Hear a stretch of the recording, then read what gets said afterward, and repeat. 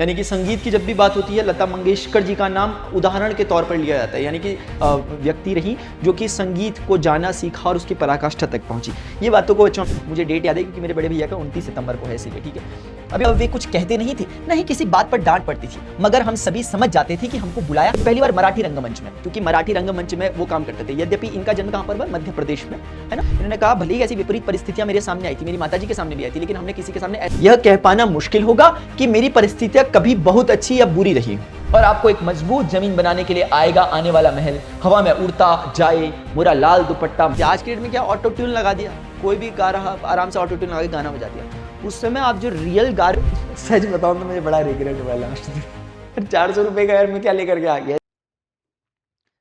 नमस्कार प्रिय विद्यार्थियों, आप सभी का स्वागत है। आज हम आपकी कक्षा 9 की जो न्यू एनसीईआरटी बुक है उसका हमारा जो गंगा नाम की हमारी पाठ्य पुस्तक है उसका अध्याय 4 देखने जा रहे हैं। अध्याय का नाम है ऐसी भी बातें होती हैं।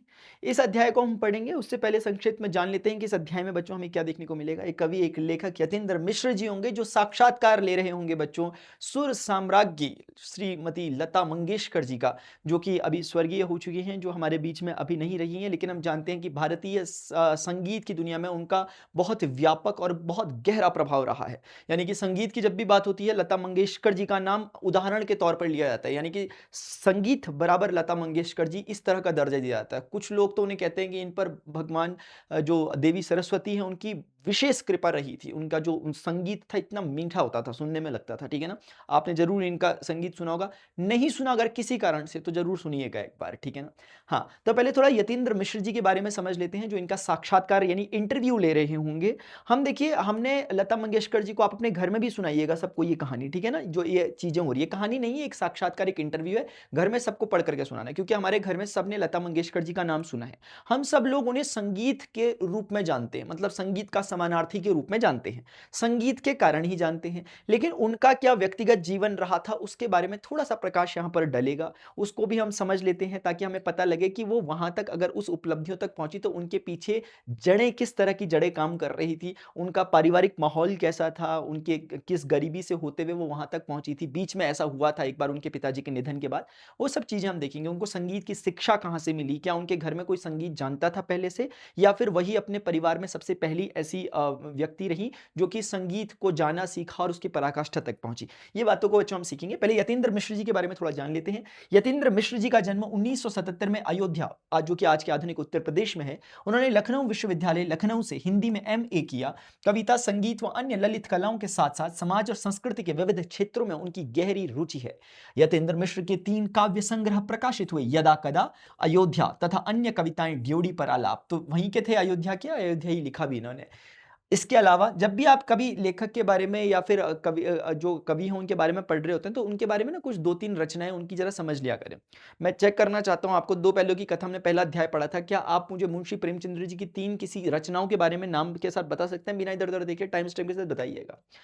अगली बारी में इनके बारे में पूछूंगा, ठीक है ना, कि अयोध्या लिखी, यदा कदा लिखी है, ड्योढ़ी पर आलाप लिखा। इसके अलावा उन्होंने शास्त्रीय गायिका गिरिजा देवी के जीवन और संगीत साधना पर एक पुस्तक गिरिजा लिखी। गिरिजा देवी भी शास्त्रीय संगीत की एक बहुत अच्छी एक विद्वान रही हैं, ठीक है ना। इनका जन्म भी लगभग उसी साल में हुआ है जिस समय लता मंगेशकर जी का जन्म था, 1929 में, जिस समय कांग्रेस का लाहौर अधिवेशन चल रहा था। ऐसे ही आपको रेफरेंस बताने के लिए कह रहा हूं, 1929 में जन्म हुआ था। 28 सितंबर को जन्म हुआ है लता मंगेशकर जी का। मुझे डेट याद है क्योंकि मेरे बड़े भैया का 29 सितंबर को है, इसीलिए, ठीक है। अभी बोलते हैं रीतिकाल के अंतिम प्रतिनिधि कवि द्विजदेव की ग्रंथावली का सह संपादन किया कुंवर नारायण। रीतिकाल के अंतिम प्रतिनिधि, रीतिकाल क्या है बच्चों? हिंदी साहित्य को ना अलग अलग 4 खंडों में बांट करके पढ़ा जाता है। शुरुआती कालखंड जो 10वीं शताब्दी से 12वीं लगभग 12वीं 14वीं शताब्दी का है, उसको आदिकाल कहा जाता है। उसके बाद भक्ति काल आता है, जब हमारे तुलसीदास जी आए और जो भी रचनाएं उस समय की हुई थी, कबीरदास जी वगैरह। उसके बाद अगर हम आगे बढ़ते हैं तो वो आता है रीतिकाल। फिर आता है आधुनिक काल जो अभी चल रहा है। यानी कि क्या मैंने कहा, आदिकाल सबसे पहले 10वीं शताब्दी से लगभग 200 साल का टाइम पीरियड है इनका। आदिकाल है, उसके बाद भक्ति काल है, उसके बाद रीतिकाल है, और उसके बाद आज आधुनिक काल चल रहा है। तो रीतिकाल जिसकी बात कर रहे हैं ये लगभग 17वीं सदी से 19वीं सदी के बीच में था। यानी 2000 सन से पीछे आप जाओगे, 1800 सन से, तो वो जो टाइम पीरियड चल रहा है 1800 से लेकर 2000 ईस्वी तक का, 2000 CE तक का, यानी कि कॉमन इरा तक का, वो आता है बच्चों रीतिकाल में। तो ये कह रहे हैं कि रीतिकाल के अंतिम प्रतिनिधि कवि द्विजदेव वासुदेव की ग्रंथावली, क्योंकि 2000 में आया, तो आप समझ रहे हो कि 2000 में अब रीतिकाल खत्म हो चुका, क्योंकि उसके बाद क्या हो चुका है, आधुनिक काल शुरू हो चुका है। कुंवर नारायण पर केंद्रित 2 पुस्तक, कुंवर नारायण जी भी एक अच्छे कवि हैं, है ना, कवि और लेखक थे। केंद्रीय 2 पुस्तकों के अलावा स्पीक मैके के लिए विरासत 2001 के कार्यक्रम के लिए रूपंकर कलाकारों पर केंद्रित थाती का संपादन भी किया। आजकल स्वतंत्र लेखन के साथ अर्धवार्षिक पत्रिका सहित का संपादन कर रही हैं। इनके बारे में हमें जो जो बातें इन्होंने बताई थी वो हमने यहाँ पर पढ़ ली है, ठीक है। अब हमें इनके बारे में भी ज़्यादा जानने को कैसे मिलेगा, जब अध्याय में हम पढ़ेंगे आगे और हम देखेंगे कैसे लता मंगेशकर जी के साथ इनके प्रश्न है, तो उनसे भी इनके बारे में बहुत कुछ हमें पता चलने लग जाएगा कि इनकी किस तरह की सोच है, क्या है, ठीक है। अब हम आगे बढ़ते हैं बच्चों। मेरी आवाज ही पहचान है, ये गाना गाया था उन्होंने, बहुत सुंदर था, आप सुनना जरा, बड़ा जबरदस्त। ये इनका गाना है, इसलिए उन्होंने इसकी पंक्ति यहाँ पर लिखी है। अपनी आवाज से भारत ही नहीं बल्कि विश्व के कोने कोने में अपनी पहचान बनाने वाली भारत रत्न लता मंगेशकर संगीत के संसार का वह नाम है जिनके विषय में यदि बात ना हो तो भारतीय संगीत की बात अधूरी रह जाएगी। इंदौर मध्य प्रदेश में जन्मी लता मंगेशकर ने मात्र 5 वर्ष की आयु में अपने पिता से संगीत की प्रारंभिक शिक्षा ली और जीवन पर्यंत संगीत के प्रति समर्पित रही। जीवन के अनेक उतार चढ़ाव व संघर्षों के होते हुए भी लता मंगेशकर ने किस प्रकार संगीत और परिवार के प्रति अपने उत्तरदायित्व को निभाया, आइए पढ़ते हैं उनके अपने साक्षात्कार में, यानी इंटरव्यू में जो उनके साथ हुआ। अब शुरुआत करते हैं यतीन्द्र मिश्र जी। अच्छा, इनका आप थोड़ा समझ लो, उम्र का फासला लगभग 50 वर्षों की उम्र का फासला है, यानी लता मंगेशकर जी इनसे लगभग 50 साल बड़ी है, लगभग 48 साल के करीब है, वैसे तो मोटा मोटा 50 साल के करीब है। तो आप समझ सकते हो कि किस तरह का इनके बीच में एक रिश्ता है ना, लगभग मतलब एक बेटे माँ वाला लगभग रिश्ता हम कह सकते हैं, ठीक। यतीन्द्र मिश्र दीदी, लता दीदी को लता दी कहा जाता था, ठीक है ना, लता दीदी ऐसे कहा जाता था। यतीन्द्र मिश्र दीदी, आपके संगीत की अप्रतिम यात्रा पर बातचीत शुरू करते हैं। इस संवाद में मेरा प्रयास यह रहेगा कि मैं संगीत में आकंठ डूबे हुए आपके महान जीवन की उन दुर्लभ छवियों से उन करोड़ों प्रशंसकों को मिलवा सकूं जो आपको हर दिन सुनते हुए कहीं अपने जीवन को सार्थक ढंग से शुरू करने की प्रेरणा पाते हैं। आप अगर तैयार हैं तो मैं ऐसे असंख्य शुभचिंतकों, आपके संगीत के प्रति दीवानगी की हद तक समर्पित श्रोताओं और फिल्म संगीत के प्रति आदर का भाव रखने वाले तमाम देशवासियों की ओर से प्रणाम करते हुए आपसे प्रश्न पूछना चाहूंगा। कितना अच्छा तरीके से इन्होंने पिरोया है शब्दों को ना, तो ये सीखना है बच्चों, हमें ये चीजें भी थोड़ा सा सीखनी है, अपनी बातों को कैसे अच्छे से अच्छे शब्दों के द्वारा, देखो कम से कम शब्दों में उन्होंने कितनी उनकी प्रशंसा करते हुए और कितने सम्मान के साथ उनसे आज्ञा लेते हुए अब वो प्रश्न करने की वो कर रही है, ये नहीं कि शुरुआत सीधे से चालू हो गए। लता मंगेशकर जी, जी जरूर, आपका बेहद शुक्रिया कि आपका ऐसा कुछ करने का मन है। आप पूछिए, मैं आपके प्रश्नों का जवाब देने के लिए तैयार हूं। मैं कोशिश करूंगी कि जो कुछ भी मैंने संगीत में रहते हुए जाना है उसे आपको बता सकूं। आपके माध्यम से ही मैं अपने करोड़ों प्रशंसकों का आभार व्यक्त करती हूं जो उन्होंने मुझे इतना प्रेम और सम्मान दे रखा है। मुझे तो यह भी लगता है कि जितना प्रेम मुझे मिला है शायद गाकर उतना आभार मैं अपने प्रशंसकों के प्रति जता नहीं पाई हूं। उन्होंने बोला कि असंख्य शुभचिंतकों की तरफ से उन्होंने प्रणाम किया और इन्होंने भी असंख्य शुभचिंतकों को अपनी तरफ से उनका धन्यवाद भी ज्ञापित किया। देख रहे हो ना, मतलब एक तरह से कैसे करके कम्युनिकेशन का स्टाइल होना चाहिए बच्चों। दूसरा वो यहाँ पर कह रही है कि यार मुझे इतना प्यार लोगों से मिला, शायद मैंने जितने गाए, बहुत हजारों की संख्या में इन्होंने गाने गाए, मुझे बताएंगे कितने गाने इन्होंने गाए हैं, अलग अलग भाषाओं में, अलग अलग भारत की अलग अलग भाषाओं में गाने गाए हैं। तो ये कह रही है कि मुझे लगता है कि इतना करने के बावजूद भी मुझे लगता है कि मैं लौटा नहीं पाई जितना प्यार मुझे मिला, इतना अथाह प्रेम इन्हें मिला है भारतीय जनता और दूसरे देशों की जनता के द्वारा भी। यतेंद्र मिश्र, आपके पिताजी पंडित दीनानाथ मंगेशकर की वो कौन सी स्मृतियां हैं जो आज भी आपके स्मरण में जीवित हैं, जिनको याद करना आपको सुख से भरता है? जैसे पॉडकास्ट चलते हैं ना, एक तरह का पॉडकास्ट है लता मंगेशकर। कई बातें हैं, जैसे हम लोग बचपन में सब जब बहुत शरारत करते थे तब पिताजी सबको बुलाकर अपने सामने खड़ा करते थे, वे बस हमको गंभीरता से देखते थे और इतने में ही हमारा रोना शुरू हो जाता था। मतलब वे कुछ कहते नहीं थे, नहीं किसी बात पर डांट पड़ती थी, मगर हम सभी समझ जाते थे कि हमको बुलाया किस लिए गया है। पिताजी उस समय पूछते थे, समझ गए ना? इस पर हम लोग कहते थे, हाँ हम लोग समझ गए। इसके बाद वे कहते थे कि अच्छा अब जाओ बाहर जाकर खेलो। इस तरह हमारे पिताजी का गुस्सा था जो बिना कुछ कहे ही हम भाई बहनों को डरा देता था। मेरे पिताजी कमाल के आदमी थे जिन्हें मैंने हमेशा अपने काम और संगीत में डूबा हुआ ही देखा। उनकी ड्रामा कंपनी के नाटक रात 9 बजे शुरू होते थे और देर रात 2 से 3 बजे तक जाकर समाप्त होते थे।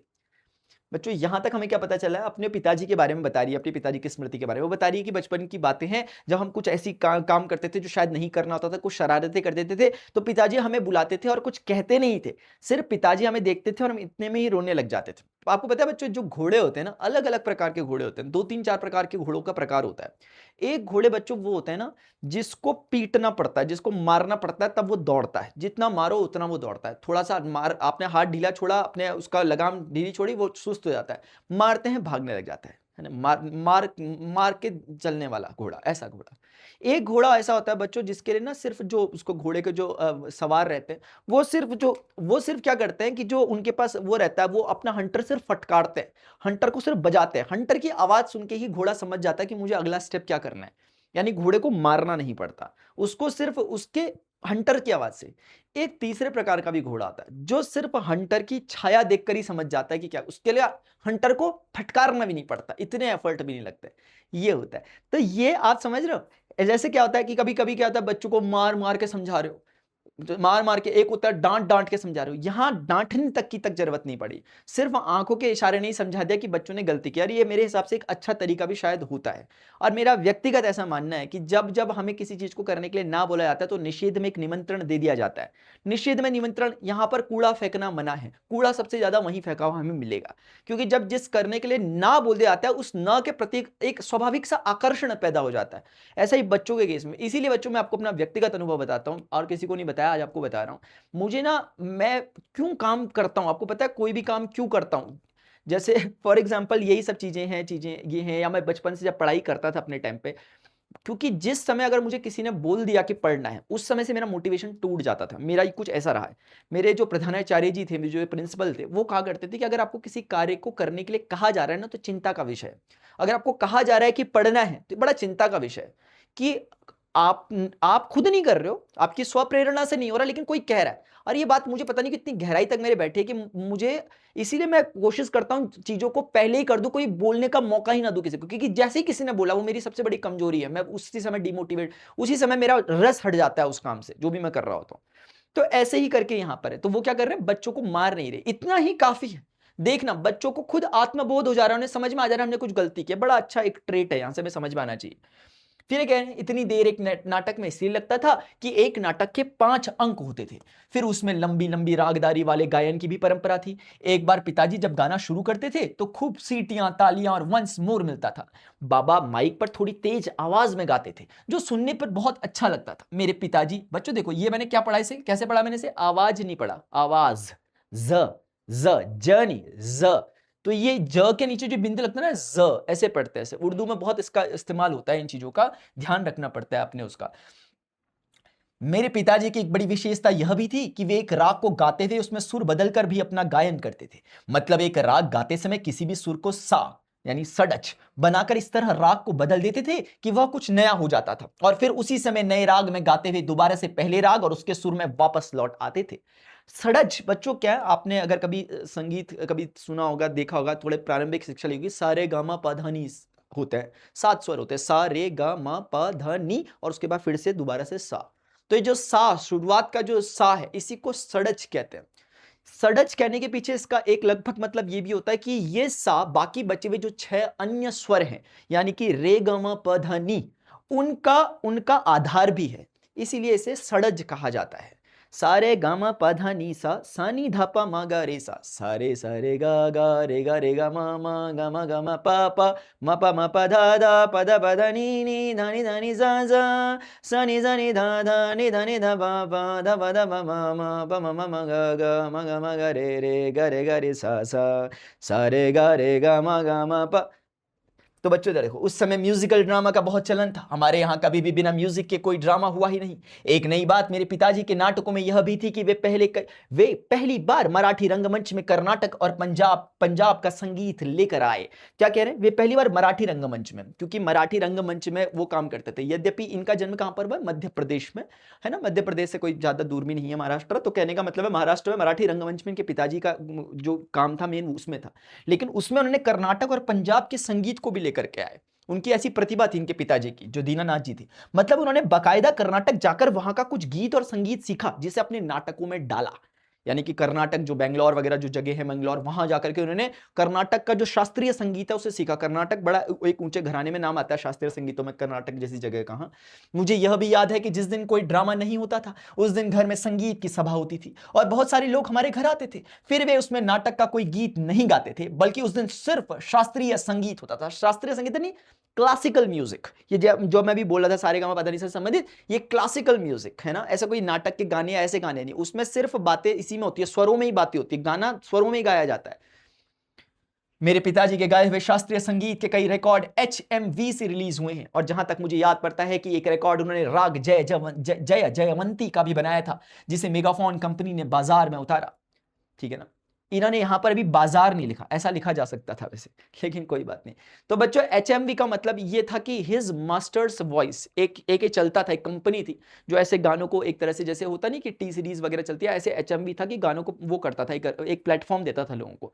हिज मास्टर्स वॉइस, उसके लोगों में एक डॉग, एक कुत्ता, एक श्वान बना रहता था जो ऐसे गाना सुन रहा होता था। तो हिज मास्टर्स वॉइस, वो कुत्ते को बोल रहे हैं हिज और उसके मास्टर की वॉइस को सुन रहा है। यतीन्द्र मिश्र, पिताजी से संगीत के अलावा आपने क्या क्या और सीखा? ये तो रही बात संगीत की। लता मंगेशकर, सबसे ज्यादा तो स्वाभिमान से जीने की प्रेरणा, उन्होंने जो संस्कार दिए उससे जिंदगी में सही बातों पर खड़े रहने की हिम्मत मिली। आज मुझे इस बात की खुशी है कि मैंने किसी से यह नहीं कहा कि आप मुझे 500 रुपए दीजिए, फला चीज ला दीजिए, मुझे इसकी जरूरत है। इस तरह जो चीजें मैं कर पाई उसमें मैं अपने बाबा का संस्कार मानती हूँ। मैंने पिताजी में यह बात देखी थी कि हर हालात में कैसे रहना चाहिए। यह मेरे पिताजी ने ही मुझे सिखाया था कि अगर कोई बात तुम्हें सही लगती है तो उसे करो और किसी के आगे झुकने की जरूरत नहीं। इस तरह जब मैं याद करती हूं तो लगता है कि बाबा ऐसा कहते थे। बाबा ने यह कहा था, बाबा ने उस समय मैं इस तरह कोई निर्णय लिया था, यह सब मेरे बड़े काम आया। हमने हर तरह के दिन देखे थे। पिताजी की कंपनी जब अच्छी चलती थी तो हम सब लोग बड़े शान में रहते थे। फिर पिताजी के निधन के बाद हमें यह भी देखना पड़ा कि बुरे हालात में कैसे जीना है। मेरी माँ का भी वही संस्कार था कि कैसे भी स्वाभिमान के साथ जी लेना है, मगर किसी के आगे जाकर हाथ नहीं पसारना है। और देखिए ये सब बातें मेरे कितने काम आई। आज मेरे पास पैसे हैं और नाम है। हम आज जहां रहते हैं वह भले ही इतना छोटा सा घर है, पर उसमें हम लोग बहुत खुश हैं। इस बात के लिए भी ईश्वर को धन्यवाद करते हैं कि बाबा ने जैसा सिखाया था उस पर हम सभी भाई बहनों ने चलने का प्रयास किया। उन्होंने पूछा था यतीन्द्र जी ने कि आपने अपने पिताजी से क्या ऐसी खास बात सीखी? शिक्षा तो सीखी, एक संगीत की शिक्षा। उन्होंने कहा अपने पिताजी से मैंने स्वाभिमानी होना सीखा। स्वाभिमानी, स्व पे अभिमान होना। अभिमान मतलब कि ये होना बच्चों की अपनी गरिमा का ध्यान रखना। आप किसी के आगे ऐसे हाथ नहीं फैलाना। इन्होंने कहा भले ही ऐसी विपरीत परिस्थितियां मेरे सामने आई थी, मेरी माताजी के सामने भी आई थी, लेकिन हमने किसी के सामने ऐसे नहीं किया, अपनी मेहनत से किया। इनके पास टैलेंट था, जो इनके पास कला थी संगीत की, उसके दम पर इन्होंने सब कुछ पाया, नाम पाया, शोहरत पाई, सब कुछ पाया। तो ये कह रही है हमने अपने पिताजी से यही सीखा था। क्योंकि अगर इसमें एक फायदा क्या होता है, स्वाभिमान में होता है कि आपको पता है कि जो करना है मुझे ही करना है। ठीक है ना। अगर क्योंकि ऐसी मांगने वाली हालत हो जाए और किसी का फेवर लेने वाली आदत हो जाएगी तो वो नुकसान ही हमें पहुंचाएगी। वो कुछ नहीं तो आपकी आत्मा को धीरे धीरे क्या कर देगी, छोटा कर देगी, मार देगी। इसलिए जरूरी है कि हम अपने स्वाभिमान पे अडिग रहें। एक बात हमें यहां से ये भी सीखने में आ रही है इनके पिताजी के द्वारा। यतीन्द्र मिश्र, बचपन में आप सभी भाई बहन फिल्में देखकर उसकी नकल उतारते थे। किसी खास फिल्म को देखकर उसकी नकल का स्मरण करेंगी? ये कह रहे हैं कि बचपन में आपसे ने फिल्में देखकर उसकी नकल किसी, मतलब इन्होंने सुना होगा ये सब बातें, तो पूछ रहे हैं। वो कह रही हैं लता मंगेशकर, अरे यह तो हम सभी भाई बहन बहुत करते थे। फिल्में ही थी जो मनोरंजन का एक ऐसा माध्यम थी जिनको देखकर बच्चे अपने ढंग से कुछ कुछ करते रहते थे। मुझे याद है कि प्रभात फिल्म कंपनी की एक पिक्चर थी संत तुकाराम। फिल्म में दिखाया गया है कि तुकाराम सदैव बैकुंठ जाते थे। आप मुझे बताएंगे संत तुकाराम जी के बारे में आपने और कहां सुना हुआ है? ठीक है ना। और उन्हें लेने ईश्वर का विमान आता है कि यह गीत गाते वे स्वर्ग जाते हैं। अमी जातो अमचा गावा, अमचा राम राम ध्यावा। यानी मैं अपने गांव जा रहा हूं, सभी लोग मेरा राम राम लीजिए। यानी कि सदेह, यानी कि अपनी देह के साथ वैकुंठ जा रहे हैं। ऐसे इस तरीके से संत तुकाराम पर मूवी बनी होगी, एक फिल्म बनी होगी, जिसमें ऐसा दिखाया था कि संत तुकाराम जी जाते जाते अपनी मराठी भाषा में कह रहे हैं कि मैं अपने गांव जा रहा हूं। अपने गांव मतलब जहां से मैं आया था मैं वहीं जा रहा हूं, और सभी लोग मेरा राम राम लो। हम कमरे में घर भर के गद्दे तकिए एक के ऊपर एक रखकर ऊंचा स्वर्ग बनाते थे, जिस पर चढ़कर मैं बैठती थी और वहीं से यह गीत गाती थी। नीचे कमरे में मीना, मेरे फूफा का बेटा पंडरीनाथ और आशा, ये तीनों तुकाराम के अनुयायी बनकर रोते थे और कहते थे। आशा भोसले, ये भी एक बहुत प्रसिद्ध संगीतज्ञ वो रही हैं, बहुत अच्छा गाती हैं ये भी, इनकी बहन है। हमें भी साथ ले लीजिए, हमें भी साथ ले चलिए, खिलखिला कर हंसती हैं, यानी लता जी हंस रही है। वो कह रही है कि हम क्या करते थे कि ना, हमने जो तुकाराम वाली पिक्चर देखी तो हम क्या करते थे, घर आकर के हमने बिस्तर में एक तकिया तकिया गद्दे लगा के ऊंचा सा एक वो बना दिया, और उसके सबसे ऊपर जाकर मैं बैठती थी, ऐसे स्वर्ग में बैठेंगे, और वो नीचे पे वो लोग क्या करते थे, नीचे पे मेरे भाई बहन रहते थे, तो मैं एज अ तुकाराम जी की तरफ, मैं जो अपने संत तुकाराम जी थे मैं उनकी तरह रहती थी कि मैं स्वर्ग पहुंच गई, और वो नीचे वाले क्या रहते थे, संत तुकाराम जी के अनुयायी की तरह रोते थे कि हमें भी अपने साथ ले जाओ मेरे भाई बहन, इस तरीके से। उस समय उषा बहुत छोटी थी, इसलिए वह इन नाटकों में नहीं रहती थी। तो यह सब होता था। हम बहुत सारी फिल्मों की नकल उतारते थे जिनमें धार्मिक फिल्में ज्यादा होती थी, क्योंकि पिताजी धार्मिक और देशभक्ति की फिल्मों के अलावा दूसरी फिल्में नहीं देखने देते थे। उनका सख्त अनुशासन था, और यह सब काम चोरी चोरी तब होता था जब पिताजी घर के बाहर हो या हो, यह जान ना पाए कि घर में फिल्मों का खेल खेला जा रहा है, जो वो करते थे खेल, है ना। यतीन्द्र मिश्र, अगर किसी फिल्म में आपको अभिनय करने को कहा जाता तो वह कौन सी फिल्म होती जिसमें आप काम करना पसंद करती? फिल्म के। लता मंगेशकर जी कह रही है, नहीं, मैंने शुरू में तो फिल्मों में काम किया ही था, और कुल 6 या 7 फिल्मों में किया था। मैं बहुत छोटी थी उस समय जब फिल्मों की दुनिया में अभिनय के मार्फत ही आई। यानी कि कह रहे हैं कि फिल्मों की दुनिया में मैं अभिनय के मार्फत, यानी अभिनय के लिए ही आई थी, यानी एक्टिंग करने के लिए आई थी। मुझे कभी अच्छा नहीं लगा मेकअप करना, लाइट के सामने जाना, और काफी लोग खड़े हैं उनके सामने, कभी रो रहे हैं, कभी हंस रहे हैं, गा भी रहे हैं, मुझे वह कभी अच्छा नहीं लगा। अच्छी फिल्मों को देखकर सराहने का जी जरूर करता है। ये इन्होंने बड़ी अच्छी लाइन लिखी यहाँ पर, क्योंकि इन्होंने क्या किया, अगर आप इसकी ऊपरी लाइन में देखोगे, अगर सोचो कि अगर कोई अभिनय पे किसी का इंटरेस्ट है, सोचो आपका एक्टिंग में इंटरेस्ट है, और यहां से आपको क्या चीज सीखनी चाहिए, एक चीज सीखनी चाहिए जो इन बिटवीन द लाइन है, जो मैं आपको बताता हूं। कोई चीज है जो आपको नापसंद है, तो उस नापसंदी के बारे में इतना नापसंदी नहीं कर देना कि वो हीनता भरी नापसंदी नहीं दिखा देना, इतना कि आप कहने लग गए कि अरे उसमें क्या करते हैं, हंसते हैं, रोते हैं, गाते हैं, फिर वो करते हैं, फिर थोड़ी देर बाद ये करने लग जाते। नहीं, वो भी अपने आप में कला है, वो भी अपने आप में एक अभिनय भी अपने आप में एक कला है। लोग उसको भी उतने ही सम्मान के साथ करते हैं, लोग उसको भी भगवान की कर्म ही पूजा, यानी भगवान की पूजा के समान ही लोग इतना इतना डूब कर अभिनय करते हैं। तो अभिनय भी क्या एक कला है। तो इनकी ये अगली लाइन जो है ये इस बात को थोड़ा सा सही कर रही है कि अच्छी फिल्मों को देखकर सराहने का जी जरूर करता है, मगर अभिनय करने के बारे में तो सोच भी नहीं सकती। जैसे आपसे कोई बोले, फॉर एग्जांपल, अगर आपको कोई चीज है, अब आपने जैसे बोला बड़े होकर क्या बनोगे, आपने कहा कि मैं टीचर बनूंगा, या आपने कहा मैं इंजीनियर बनूंगा, या मैं डॉक्टर बनूंगा, और किसी दूसरे को उसको आप कह रहे हैं अरे नहीं, उसकी आप 10 गलतियां निकाल दे रहे हो। नहीं, ऐसा नहीं है, सबके अपने अपने टेस्ट होते हैं बच्चों। एक फिल्म हमारे यहाँ हिंदी और मराठी दोनों में बनी थी, छत्रपति शिवाजी।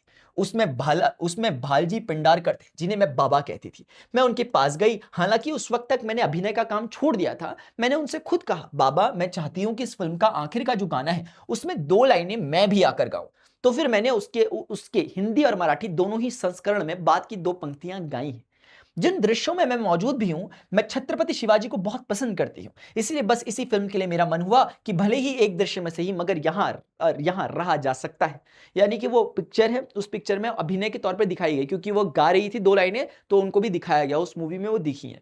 यतीन्द्र मिश्र, उस दौर में आपके काम की परिस्थितियां कैसी थी? क्या वे आपके हिसाब से धीरे धीरे अनुकूल होती गई, अथवा वे वैसे ही हमेशा की तरह एक चुनौती का सबब बनी रही, जैसे कि एक संघर्ष के दिनों में थी? वो कह रहे हैं कि जब आप धीरे धीरे आप अपने इस इंडस्ट्री में आई, सिंगिंग वाली में, तो कैसे कैसे क्या क्या रहा उसके बारे में समझते या बच्चों समझते हैं। यह कह पाना मुश्किल होगा कि मेरी परिस्थितियां कभी बहुत अच्छी या बुरी रही हूं, है ना। मैं इन सब बातों पर ध्यान नहीं देती थी, अलबत्ता, यानी ऑल्दो, यद्यपि मैं उस जमाने से लेकर बाद तक बहुत मेहनत से अपने काम करती थी। मुझे याद है कि मेरी रिकॉर्डिंग सुबह से रात तक चलती रहती थी। एक स्टूडियो से दूसरे और तीसरे स्टूडियो के चक्कर में ही पूरा दिन बीत जाता था, जैसे मास्टर जी का बीत जाता है। फिर मुझे अपने गाने और रिकॉर्डिंग के अलावा किसी दूसरी चीज की सुध नहीं रहती थी, जैसे मास्टर जी को अपने लेक्चर और किसी दूसरी चीज की सुध नहीं रहती है। खाने का टाइम हो गया, लंच का, सुबह से प्रिपेयर कर रहा था, इधर देखो। हमेशा यही बात दिमाग में घूमती थी कि किस तरह बस मुझे अपने परिवार को देखना है, फिर वह रिकॉर्डिंग का वक्त हो या घर का खाली समय, जिस तरह मैं अपने परिवार के लिए ज्यादा से ज्यादा कमा कर उनकी जरूरतें पूरी कर सकती हूं, इसी में सारा वक्त निकल जाता था।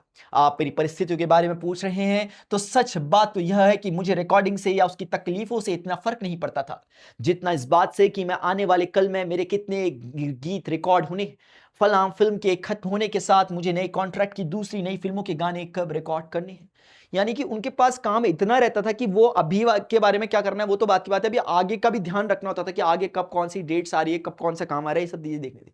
यतीन्द्र मिश्र जी, बचपन का कोई ऐसा सपना जिसे पूरा करने की हसरत मन में बहुत दिनों तक पलती रही? लता मंगेशकर जी, ऐसा कोई सपना तो खास नहीं है, मगर आपको बचपन की एक बात बताती हूँ। मेरे पिताजी इस समय जीवित थे और जब वे अपने कार्यक्रमों के लिए तैयार होते थे तो उनके जितने मेडल मिले थे वे अपने कपड़ों पर सीने के बाईं तरफ लगाते थे। वह जमाना ऐसा था जिसमें यह प्रचलन रहा कि कलाकार लोग अपने प्रदर्शनों में मिले हुए मेडल पहनकर ही बैठते थे। मुझे जगह तो याद नहीं, मगर यह ठीक से याद है कि पिताजी के अलावा बाहर के किसी कलाकार को जो सबसे पहले मैंने गाते हुए सुना वह पंडित कुमार गंधर्व थे। यानी पंडित कुमार गंधर्व जी थे जो जिनको इन्होंने देखा अपने पिताजी के अलावा प्रस्तुति देते हुए, वरना आमतौर पे अपने पिताजी के ही प्रोग्राम्स में जाया करते थे। और उस समय क्या चलता था, जितने मेडल आपने जीते होते थे अच्छे अच्छे वो आपने अपने यहाँ पर लगा करके आते, जैसे आर्मी में लगाते हैं ना अपने मेडल्स वगैरह, वो एक तरह का उस समय का चलन था। कुमार गंधर्व जी जब काली शेरवानी पहनकर और अपने ढेर सारे मेडल लगाकर गाने के लिए बैठे तो वह बात मुझे बहुत पसंद आई। मुझे तब हमेशा यह लगता था कि जब मैं बड़ी हो जाऊंगी तब मुझे भी ऐसे ही मेडल मिलेंगे जिसे लगाकर किसी कार्यक्रम में जाऊंगी। यही छोटी छोटी प्रेरणाएं होती हैं बच्चों, है ना। शायद गंधर्व जी को पता भी ना हो कि ये बच्ची जो अभी ऐसा मन में ऐसे ख्यालात कर रही है, आने वाले टाइम पे संगीत की एक कितनी ऊंची पराकाष्ठा होगी, संगीत के कितने उच्चतम शिखरों में पहुंचेगी, है ना। ऐसे ही होता है।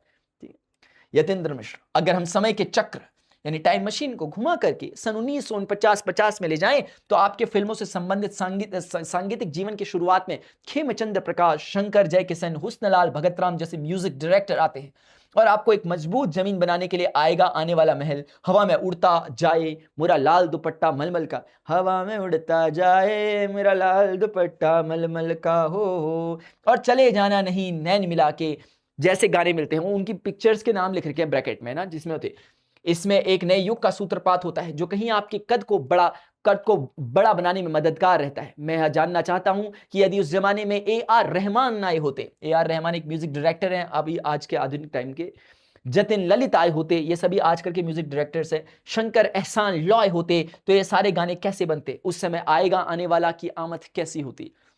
ये बोल रहे अगर आप कैसे देख रही हो तो इनकी समझ देखते हैं संगीत में कैसी है। ये क्या बोल रही है लता मंगेशकर जी हंसते हुए।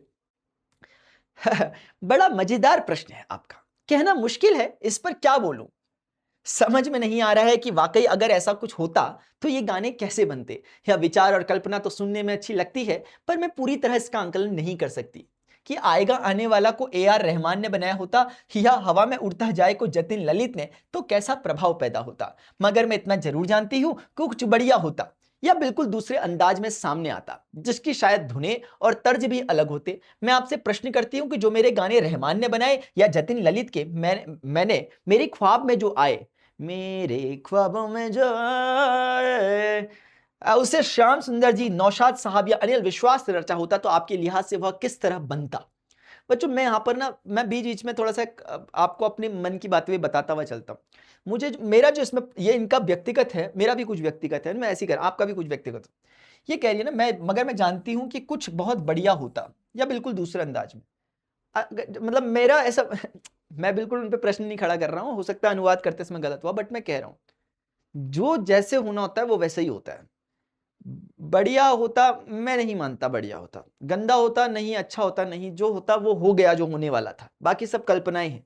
ठीक है ना। बाकी दीदी तो दीदी है। यह वाकई बहुत रोचक और सोचने वाली बात है कि समय के हेरफेर से हमारे गीतों का स्वभाव कैसा होता। गीतों का इतना जरूर मैं कहना चाहूंगी कि पुराने समय में जब मैंने महल, बड़ी बहन, बरसात, तराना, बाजार और संगदिल जैसी फिल्मों के लिए पार्श्व गायन किया था, यानी प्लेबैक सिंगर की तरह काम किया था, उस समय तकनीकी रूप से सिनेमा में बहुत तरक्की नहीं हुई थी। आएगा आने वाला मैं मुझे हॉल में बहुत दूर से चलकर दबे पांव रिकॉर्डिंग वाले माइक तक आना पड़ता था और उसी अनुपात में रिकॉर्डिंग के माइक पर स्वर का उतार चढ़ाव कैद किया जाता था। ये कहने जा रही है ना कि संगीत में उस समय टेक्नोलॉजी इतनी हाईफाई नहीं थी। आज के डेट में क्या ऑटो ट्यून लगा दिया, कोई भी गा रहा आराम से ऑटो ट्यून लगा के गाना बजा दिया। उस समय आप जो रियल गा रहे हो वो निकल करके आता था एग्जैक्टली। तो आपको बिल्कुल एकदम सांस कैसे कहाँ लेनी है, शब्दों का बहुत होता है। बच्चों मेरे से पूछो तुम कितना होता है। अपने रिकॉर्डिंग के दिन याद आ गए, इधर देखो चलो। बहुत सारे ऐसे गाने मुझे याद हैं जिसमें कुछ विशेष प्रभावों को देने के लिए अनिल विश्वास, श्याम सुंदर, सज्जाद हुसैन, सलील चौधरी और सी रामचंद्र ने कुछ नए तरीके और अजीबोगरीब टोटके आजमाए थे जिनमें गीतों में वह प्रभाव पैदा हो सका। आज जो स्थिति है और जिस तरह हमारी तकनीकी विकसित हो चुकी है उसमें अगर इन लोगों को काम करने का मौका मिलता तब तो कमाल ही हो गया होता। वैसे उन्होंने कहा ना कि अभी वाले ए आर रहमान वाले गाते जो पीछे में जिस पे टिप्पणी कर रहा था कि कुछ अच्छा बनता, लेकिन अब फिर वो दूसरी बात भी कह रही है। वो कह रही है कि उस समय के लोगों के पास टेक्नोलॉजी का बड़ा मात्रा में अभाव था, उन्होंने कैसे कैसे करके चीजों को ऐसे ऐसे करके जो जो उपलब्ध था, जो जो प्राप्त था, उसे पर्याप्त मान करके उन्होंने काम किया। और अगर उन्हें इस तरह की टेक्नोलॉजी मिलती तो वही होता है बच्चों। कुछ चीज असल में मेरा मानना क्या है ना कि जब ये होता है ना तो ये हो जाता है, कुछ जब बढ़ता है तो कुछ घट जाता है वहां से। अब जैसे आज की डेट में, अब आज इतनी सुख सुविधाएं सब कुछ हो गई है। पहले क्या था, किताबों की अनुपलब्धता रहती थी। आज की डेट में आपके पास तरह तरह के एआईज हैं जो आपकी हेल्प कर सकते हैं पढ़ाई लिखाई में। लेकिन क्या इससे क्या हो जाएगा, इससे आप एकदम से धुरंधर निकल जाएंगे? नहीं, अनुपात बराबर हो जाएगा, लॉ ऑफ एवरेज काम करेगा, औसत का नियम काम करेगा। ठीक है ना। तो जैसे जैसे टेक्नोलॉजी बढ़ी है, मेरा व्यक्तिगत मानना है, जैसे जैसे टेक्नोलॉजी बढ़ी है, इंसान का दिमाग फिर से कहीं छोटा होकर के ऑस्ट्रेलोपिथेकस की तरफ ना हो जाए।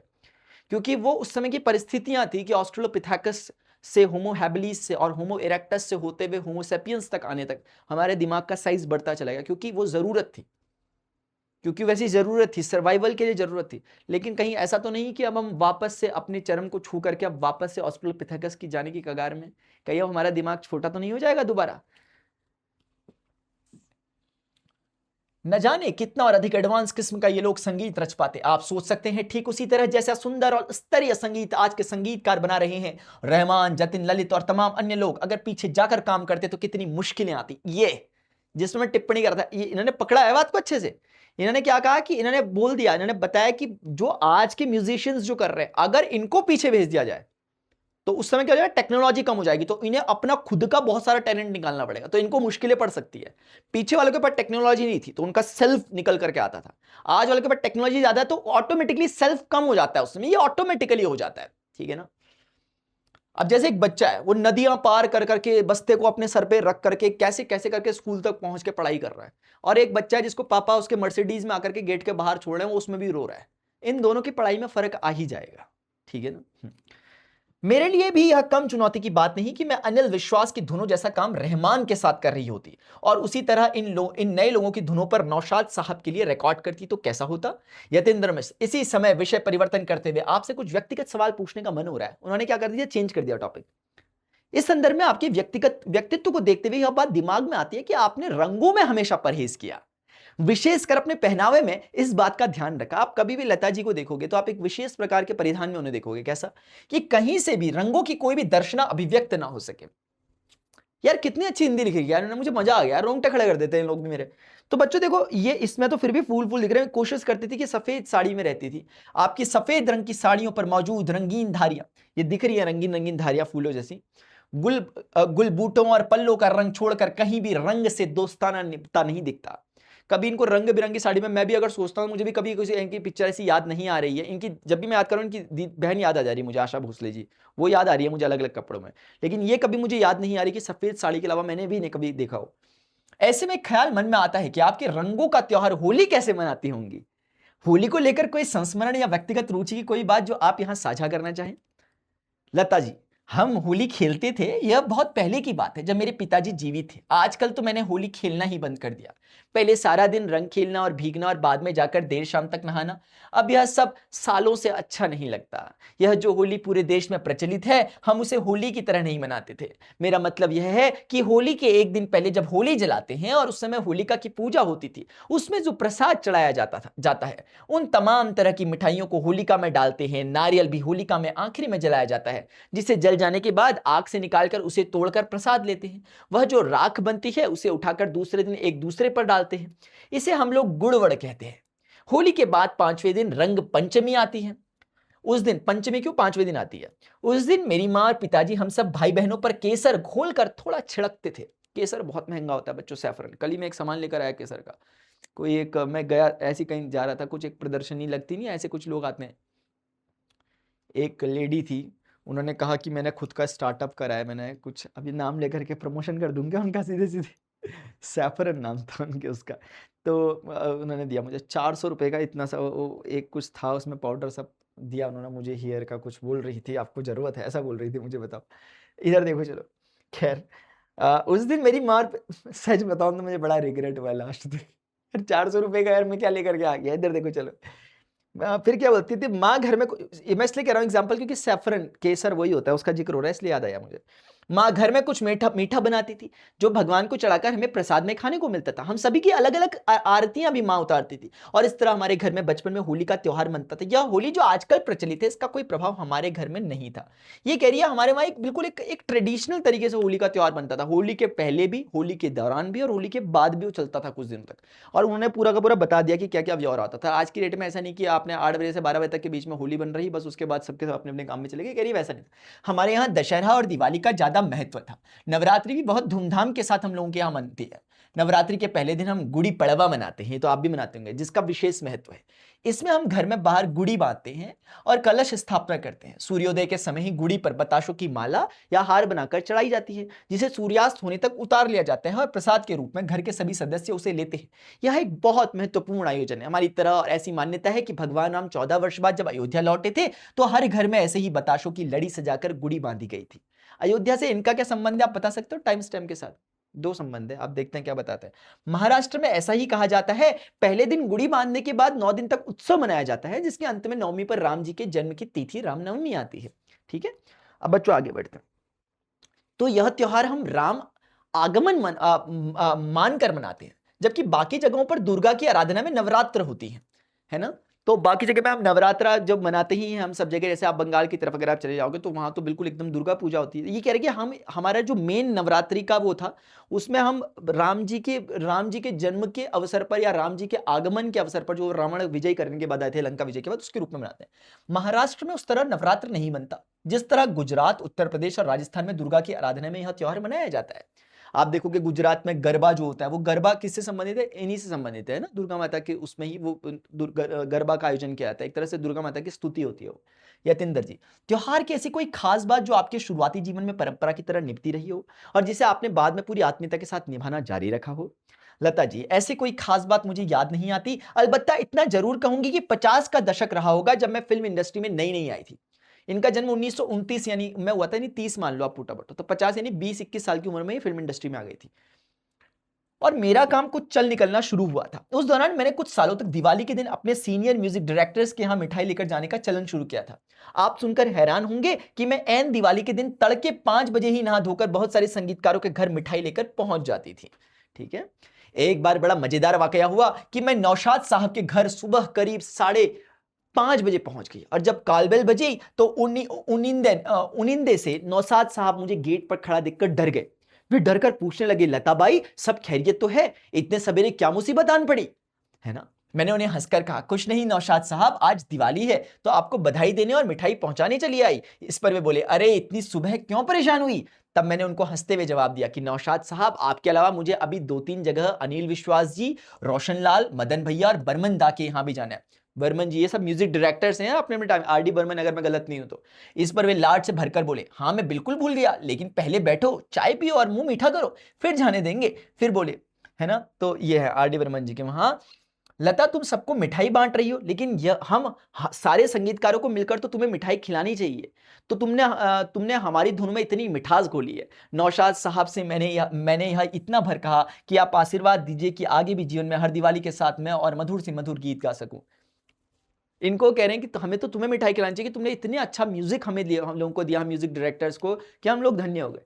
यतेंद्र जी कह रहे हैं, त्योहारों के संदर्भ में एक बात और ध्यान में आती है कि अधिकांश प्रदेशों में पर्वों व अनुष्ठानों से संदर्भित घर घर गीत गाए जाने का प्रचलन रहा है। उदाहरण के लिए होली के मौके पर फाग और धमार, बिहार में छठ पूजा पर छठ के गीत, जन्माष्टमी और रामनवमी में ईश्वर के जन्म के कारण सोहर और बधावा आदि गाने का मामला।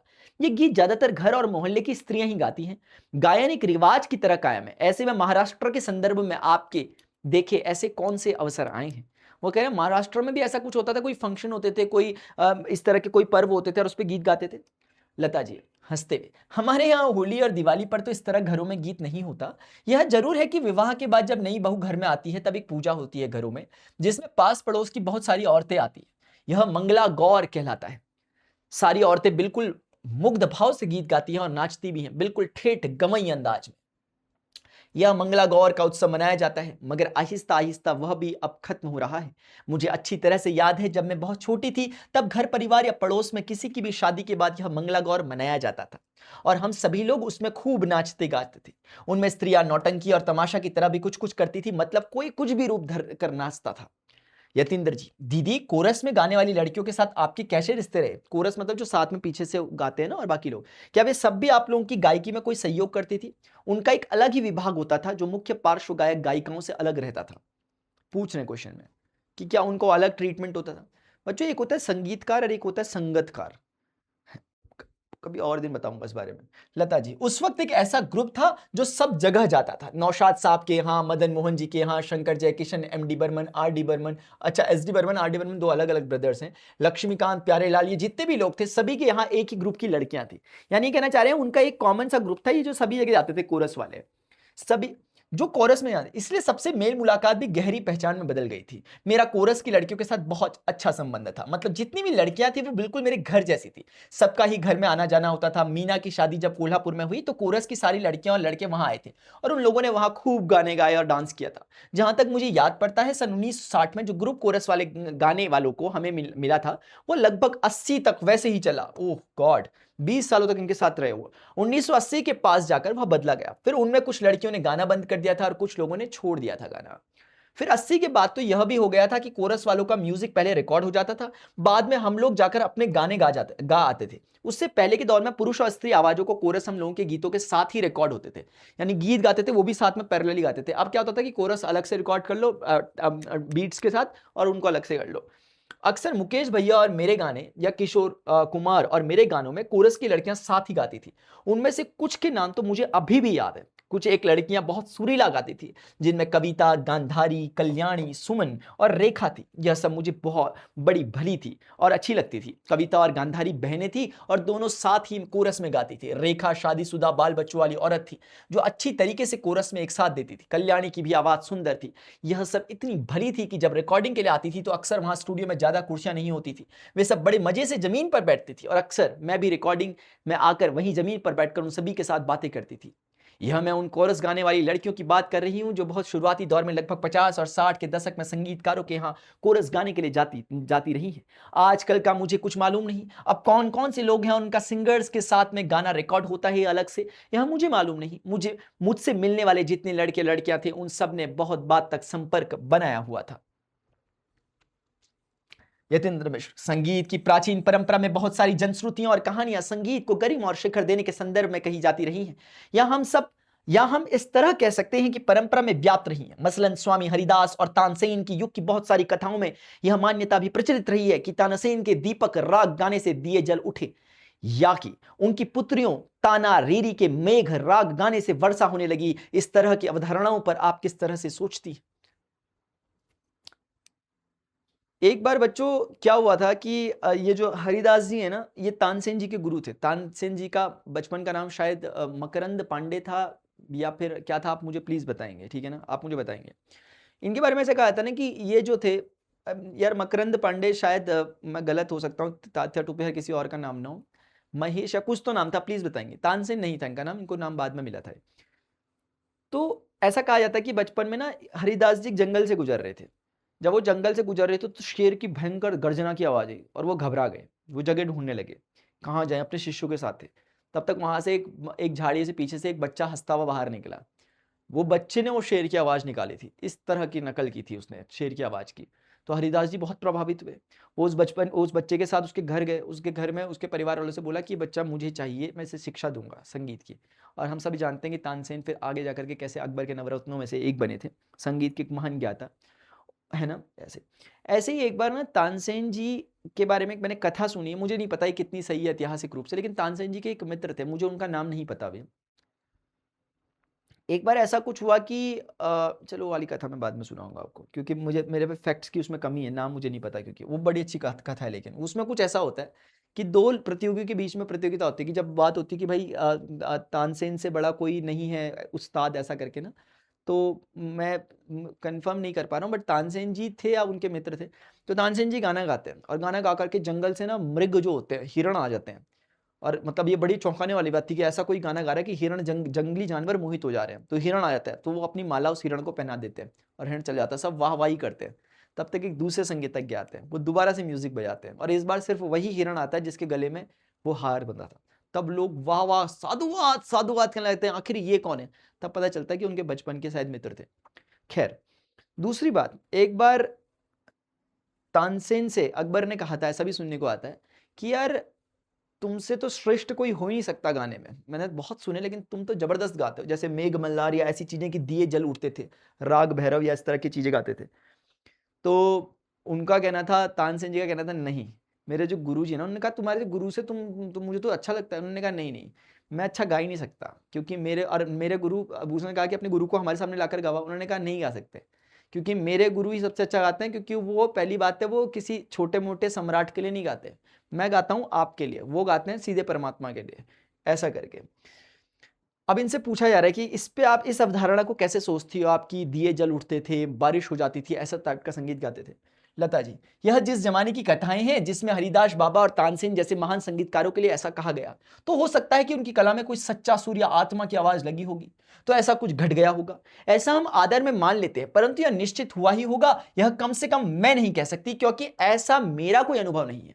हालांकि मैं मानती हूं कि संगीत में वह असीम शक्ति है कि कुछ अप्रत्याशित वह जरूर रच देता है, जिसका अनुभव भी कई बार हमें हुआ है। कई बार अपने बाबा पंडित दीनानाथ मंगेशकर को सुनते हुए मैं कुछ अप्रत्याशित अनुभव करती थी। मैं खुद अनुभव कर रहा हूं बच्चों, मैं तुम्हें बताना चाहता हूं, मैं बार-बार मैं तुम्हें दिखा सकूं तो मैं रोंगटे खड़े हो रहे हैं मेरे, पता नहीं क्यों यार। आपको एक वाकया बताती हूं, मैं मुंबई में उस समय, अब कैसे खत्म करूं इस चैप्टर को, मेरे मुसीबत हो गई अब यहाँ खड़ा होना, क्योंकि ये बहुत मुझे वो कर रहा है। मैं मुंबई में उस्ताद अली अकबर खां, पंडित रविशंकर का एक कंसर्ट सुन रही थी। मैं श्रोताओं की पंक्ति में बिल्कुल आगे बैठी अली अकबर भाई का वादन सुन रही थी और वे अत्यंत मंत्रमुग्ध किस्म का वादन कर रहे थे। तभी कुछ समय बीता होगा, मसलन 50-60 मिनट की ठंड से उनके सरोद का एक तार टूटा और उन्हें बजाना बंद करना पड़ा। जब वे उठकर पीछे ग्रीन रूम में गए तो उनसे मिलने मैं भी वहां गई। मैंने बोला, आप बहुत सुंदर बजा रहे थे, काश कि यह तार ना टूटता और हम पूरी तरह राग कौन तक सुन पाते। इस पर अली अकबर भाई ने एक बड़ी मार्मिक बात कही जो आज तक मुझे भूलती नहीं। वे बोले, बहन, जब बहुत सुर में तार लगता है तो टूट जाता है। उन्होंने अपने सुर को इतने पवित्र भाव से इतना डूब कर लगाया कि सरोद का तार टूट गया। इस प्रसंग से मुझे लगता है कि संगीत की सीमा इतनी अनंत है कि तार भी शुद्ध स्वर के आघात को सह नहीं पाता, टूटकर अलग हो जाता है। और कहने वाले लोग तो बच्चों ये भी कहते हैं कि संगीत की पराकाष्ठा ही वो है जब बिना नाद के स्वर हो, जब अनहद में स्वर गूंजे, जब बिना ताली के, बिना बिना ताल की, मतलब हम कैसे बजते हैं, आहत क्या होता है? आहत का मतलब है कि आप मारते हो, चोट से आवाज होती है। बिना ताली की आवाज कैसी होती है? अनहद उसी को कहा जाता है। तो संगीत की पराकाष्ठा है। कुछ लोगों का तो कहना होता है कि यार गिटार सितार में जो संगीतज्ञ होता है वो सितार में उसके हाथ चलते रहते हैं, वो ढूंढ रहा है कुछ चीज को ढूंढ रहा है। जब उसको वो इतना डूब जाता है, फिर तो जो संगीत निकलता है वो मौन का संगीत होता है, फिर वो साधारण लोग सुन ही नहीं सकते। अंतिम पराकाष्ठा संगीत की है शांत हो जाना, चुप हो जाना। अब इसके बाद कोई स्वर ही नहीं रहा, स्वर की पराकाष्ठा है वो। जैसे कि आप इसे ऐसे समझो, जैसे पंखा चल रहा है, पंखा इतना तेज घूमने लग गई, पंखे की ब्लेड इतनी तेज घूमने लग गई कि अब आप पंखे देखो तो आपको रुका हुआ लगेगा। गति की पराकाष्ठा है रुकना, गति की पराकाष्ठा है रुकना। कोई भी चीज अपनी पराकाष्ठा में अपने विपरीत से जाकर के मिल जाती है। कोई भी चीज, मैंने क्या कहा, अपनी पराकाष्ठा में अपने विपरीत से जाकर मिल जाती है। सफलता की पराकाष्ठा है विफलता, और विफलता की पराकाष्ठा है सफलता। ऐसे भी कोई भी चीजें ध्रुव से मिलकर बनी है, दो ध्रुवों से, दो डाइपोल से मिलकर बनी है। एक का अंतिम छोर ही उसका समापन हो जाता है। एक का पराकाष्ठा असल में उसका समापन, और उसका जो विपरीत है उसका शुभारंभ हो जाता है, उसका आरंभ हो जाता है। इसीलिए कुछ कुछ लोग ऐसे रहे हैं बच्चों, कुछ दार्शनिक ऐसे रहे हैं। कुछ लोगों का कहना है, एक चीनी दार्शनिक लाओ त्से रहे हैं, उनका कहना है कि वर्तुल कभी पूरा नहीं होना चाहिए। वर्तुल मतलब कि अगर कोई भी चीज हुई पूरी, क्योंकि वो पूरे होते ही अपने विपरीत से मिल जाती है। इसीलिए कई बार मेरा भी मन कर जाता है, जब मैं कभी कोई चैप्टर पढ़ाता हूं, एक दो क्वेश्चन में छोड़ देता हूं, क्योंकि सब कुछ मिल जाएगा जिंदगी में तो तमन्ना किसकी करोगे? कुछ अधूरी ख्वाहिशें तो जीने का मजा देती हैं। कुछ होना चाहिए जो बांधे आपको।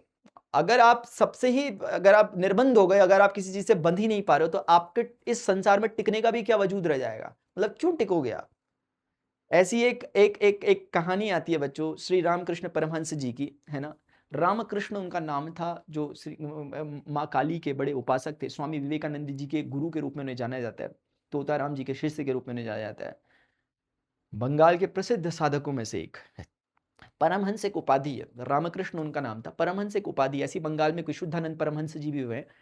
लेकिन परमहंस उपाधि कैसी है जिसमें एक परम हंस यानी हंस के समान नीर क्षीर विवेक हो जाता है। जैसे जो मानसरोवर का हंस रहता है उसके बारे में कहा जाता है कि अगर आप उसे दूध और में पानी मिला करके दे दो, वो दूध पी लेगा, पानी छोड़ देगा। इस लेवल पे उसका फिल्ट्रेशन काम करता है। तो परमहंस का मतलब है नीर क्षीर विवेक। क्षीर मतलब कि नीर मतलब पानी, क्षीर मतलब दूध। नीर क्षीर विवेक, इतना इतना क्लियर है चीजें, इतना विजन उनका इतना क्लियर है, चीजों को देखने का इतनी पारदर्शिता है उनकी आंखों में, है ना। मतलब ऐसे बुद्धत्व को पाए हुए ऐसे व्यक्ति, ऐसे रामकृष्ण परमहंस के बारे में भी कुछ इसी तरह की बात कही जाती है कि जब वो अपने शिष्यों को ना कभी उनके साथ चर्चा कर रहे होते थे, ब्रह्म ज्ञान की चर्चा कर रहे होते थे, कि ब्रह्म के विषय में बातें कर रहे होते, बड़ी बड़ी बातें, बिल्कुल पारलौकिक बातें, मतलब एक साधारण मनुष्य के लिए नहीं, उनसे गहरे प्रश्न हो रहे होते थे, वेद उपनिषदों से संबंधित या ऐसे गहरे प्रश्न कर रहे होते थे उनके से। अचानक से वो उठते थे और किचन में चले जाते थे अपने। उनकी जो वाइफ थी उन्हें अपनी माँ कहते थे, अपनी पत्नी को शारदा। तो वहाँ देखते थे, बोलते थे माँ क्या बना हुआ खाने में, और ऐसे करके तो लोग चौंक जाते थे, बोलते थे कि यार ये क्या है, मतलब ये कैसी बात हुई कि हमें इतनी बड़ी बड़ी बातें इन्हें खाने की पड़ रही है, मतलब इनका तो जीभ से ही इनका मुंह नहीं टूट पा रहा, इनका जीभ से ही अगर मुंह नहीं निकल पा रहा तो इन्होंने क्या ही ब्रह्म को पाया होगा। ऐसे करके लोग उनसे ऐसी ऐसी बातें लोगों की चलती थी, अब सामने तो क्या कहते।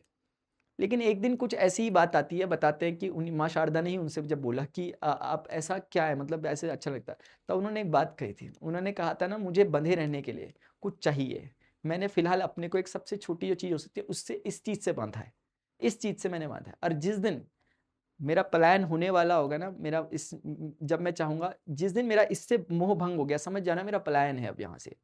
तो बताते भी हैं कि जब वो इस दुनिया को छोड़कर जाने वाले थे, तो उससे कुछ टाइम पहले उन भोजन वगैरह उन्होंने छोड़ दिया था। तो ये सब बातें होती है बच्चों, ठीक है।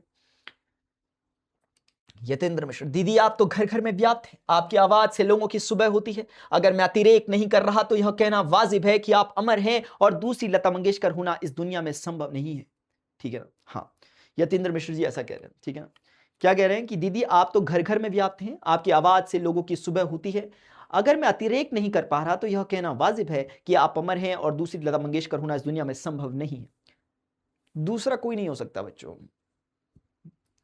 बहुत सम्मान के साथ कह रहा हूं, लता मंगेशकर जी भी नहीं, आप भी नहीं और मैं भी नहीं, एक ही है, मतलब दूसरा है ही नहीं, ठीक है। फिलहाल अच्छा, मैंने यहां तक पढ़ा था ना, आज जब उस्ताद अली अकबर खां या पंडित रविशंकर के संदर्भ में इन बातों को सोचती हूं तो इस बात पर विश्वास करने का मन होता है कि हो सकता है कि मियां तानसेन से कोई ऐसा सच्चा सुर जरूर लगा होगा कि बारिश हो गई हो या दीपक जल उठे हो, ठीक है। कुछ लोगों का तो बच्चों ये भी मतलब एक कुछ का तो कहना है ना कि नाद से ही, मतलब नाद ब्रह्म एक प्रॉपर वो चलता है कि सृष्टि का जो जन्म हुआ है वो हुआ ही नाद, नाद से है, नाद ध्वनि से हुआ है, ध्वनि को ईश्वर का रूप माना जाता है ना। तो लता मंगेशकर, मुझे भगवान ने बहुत कुछ दिया है, मुझे किसी बात की शिकायत नहीं, मैं बहुत खुश हूं। आप जैसे लोग अगर यह मानते हैं कि मैं अमर हूं तो यह मुझे मिलने वाले उस प्यार जैसा ही है जो दुनिया ने मुझे दिया है। मेरा गाना अमर है पर शरीर तो अमर नहीं। आज चले गई हमारे बीच से ये, उसे तो जाना ही है, आज नहीं तो कल, कल नहीं तो परसों, या किसी ना किसी दिन। इस बात पर मुझे कोई अफसोस नहीं होता, वह तो होकर रहेगा। हमारे यहाँ यही कहा जाता है, गाँव गेला वाहुन नाव गेला राहुन, मतलब गाँव तो बह जाता है लेकिन जो नाम है वह रह जाता है। मैं इसको हमेशा से मानती रही हूँ। एक बात की मुझे सबसे ज्यादा खुशी है कि मैंने अपने पिताजी का नाम थोड़ा ही सही मगर आगे बढ़ाया। आज मुझे लगता है कि हे प्रभु, तुमने जो भी दिया वह बहुत दिया, दूसरों से कहीं ज्यादा दिया। अपनी कृपा की छाया से जैसे मुझे छां दी वैसे ही हर एक कलाकार और नेक इंसान के ऊपर भी रखना, यही प्रार्थना है। ये इनका फिनिशिंग क्लोजिंग स्टेटमेंट था लता मंगेशकर जी का, ठीक है बच्चों। इनका एक इंटरव्यू मैंने भी देखा था, उस इंटरव्यू में इनका ये कहना है कि इनसे पूछा था कि आप अगले जन्म में के बारे में पूछा था कि क्या बनना है। इन्होंने कहा मैं अगले जन्म में कुछ भी बन जाना पसंद करूंगी लेकिन मैं लता मंगेशकर बनना पसंद नहीं करूंगी। इनका ऐसा स्टेटमेंट है एक वीडियो में, ये तो फिर भी हम ऐसे पढ़ रहे हैं, इनका स्टेटमेंट ऐसा कि मैं ना लता मंगेशकर नहीं बनना चाहूंगी। तो बड़ा चौंकने वाली बात है कि लता मंगेशकर, तो लगभग जो भाव है उसमें इनका कुछ ये है कि जो दुख दर्द कष्ट मैंने भोगे हैं, मतलब कि ना इनको इनके परिप्रेक्ष्य में इनको ऐसा लगता है कि वो इतने हैं कि वो उनको दोबारा नहीं झेल पाएगी, ऐसा लगता है। तब फिर एक प्रश्न ये भी खड़ा रहता है कि यार एक हम बाहर से जब कभी देखते हैं हंसता हुआ चेहरा, जरूरी नहीं है कि अंदर से भी हंस रहा हो, ये बात भी समझ में आती है। ये है बच्चों इसमें, ठीक है। तो आपने क्या सीखा? मुझे बताना है, ठीक है, इसमें से कि ऐसी भी बातें होती हैं। ऐसी भी बातें होती है बच्चों। ठीक है, चलते हैं यार हम, मुझे जाने का बिल्कुल मन नहीं कर रहा आज। और सच बताऊँ तो बोलने का भी मन नहीं कर रहा। लेकिन चुप होकर खड़ा होकर करूँगा भी क्या ना? लेकिन अगर मैं चुप रह पाता सामने आपके बैठ कर ना, मुझे बहुत शांति मिलती। लेकिन चुप खड़ा भी नहीं हो सकता ना क्योंकि मेरा काम ही कुछ ऐसा है, मुझे बोलते रहना पड़ता है। अभी के लिए बच्चों इतना ही यार, मिलते हैं नेक्स्ट सेशन में। Till then good bye, see you, take care, bye, love you all.